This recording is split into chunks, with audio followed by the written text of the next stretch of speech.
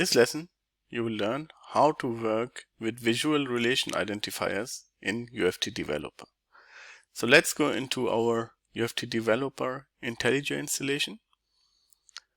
Open the object model we have created, and we will locate here the ticket field. So the number of ticket, you can see my application is started. So if I would highlight it, it will show up in the application. Here you can see it, it's highlighted.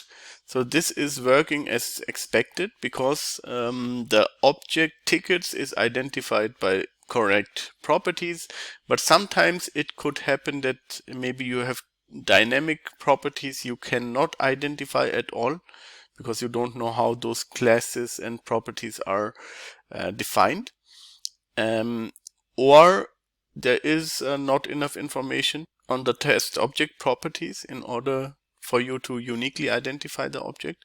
So then it is possible, or it is useful for you to make use of the visual relation identifiers. So these are part of your application models, so you can select them in the identification properties. So let's assume we are going to remove the current identification of this number of tickets. So this object is not identified by any of those properties. We will try to identify it using visual relation identifiers. And here the way it works is we have to refer back to other objects which we already have in our model. So first of all, I could say that tickets is above the find flights. So as a reference object, I could now enter here the find flights. So let's add object. This is find flights. I can say, okay, this is the object I would like to select. And now I can say this is below.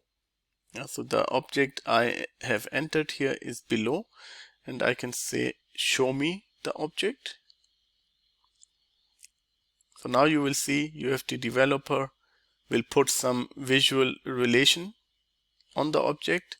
You can see, okay, it is identified. The object I can see already, and now I have to make sure that I also identify the tickets object, and this will be by setting another anchor on the relations. So let's add now the class object.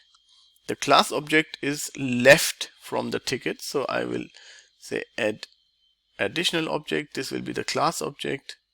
Okay, I would like to select it, and here I can say it is left in line from the tickets, and if I highlight it, you can see it is identified now exactly based on the anchors I've set. It's a good way to overcome object identification issues by setting visual relation identifiers of objects which are uniquely identified on the UI. So UFT Developer is able to set the anchors and identify the desired object which may not be identifiable using the default approach.